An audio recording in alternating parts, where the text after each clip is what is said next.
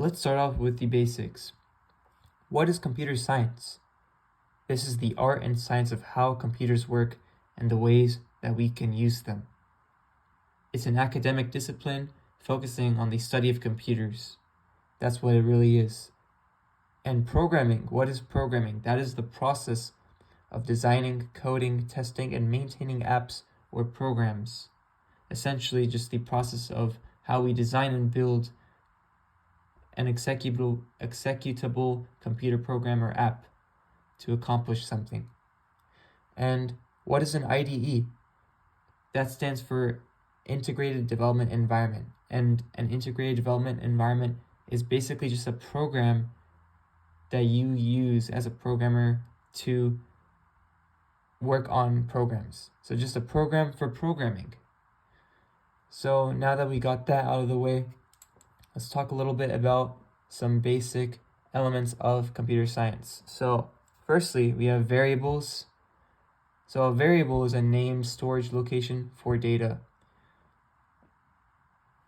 Integers, rational numbers, and strings are all data types that we can represent variables with.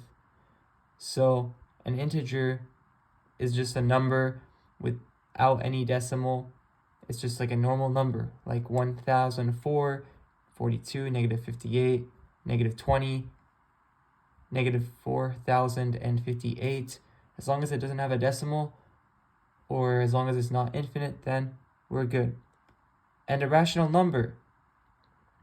A rational number, or float, as you may see in your code, float is just a number that has a decimal place that is not infinitely repeating. So 70.8, 0.41, or 0.41, 0.0002, or 2 to the negative 2 to the 10,000th place. These are all rational number examples.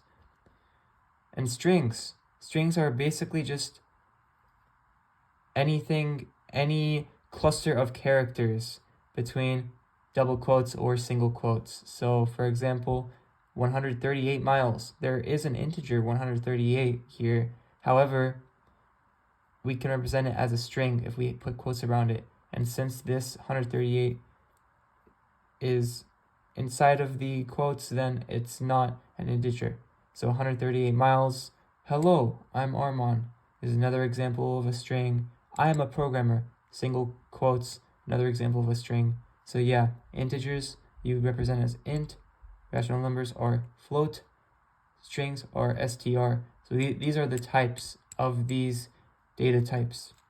So now I'll show you an example of a program.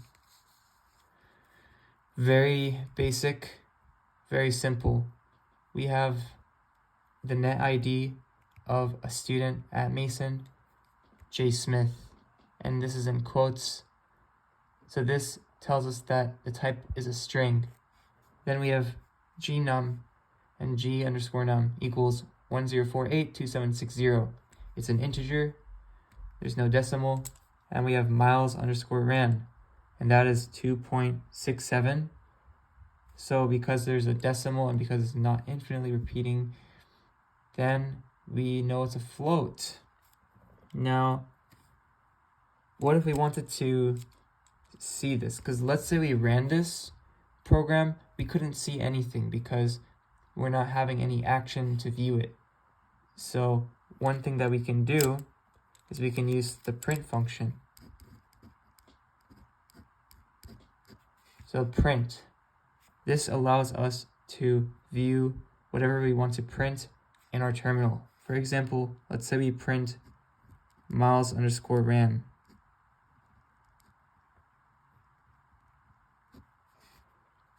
Then we'll be able to see 2.67. Or let's say we print net ID.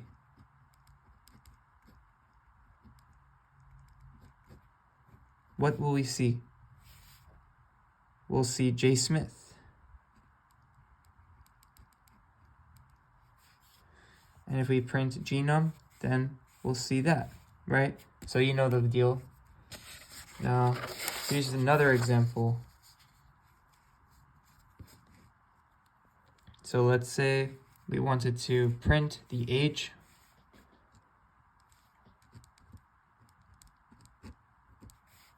We know age is 38. So what happens when we print age? 38 shows up in our terminal. That's what happens. And then let's say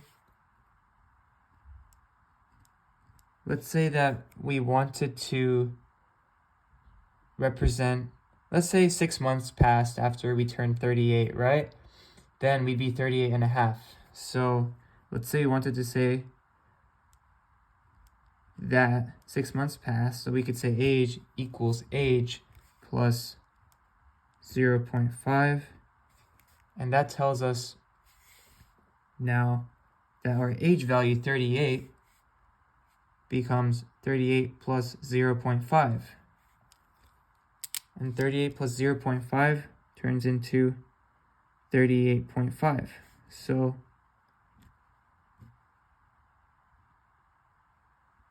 then if we wanted to print age,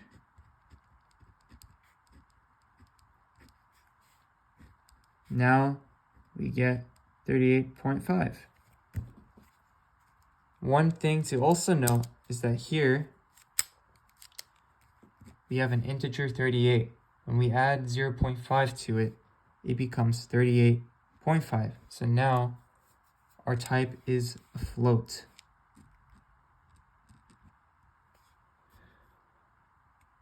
So that is a little bit of a rundown there on week 1. And yeah, I hope you guys found this video valuable. And we covered a little bit of week 2 stuff with this, but yeah, we'll do some more of that in the next video with strings and ints and other operations. So yeah.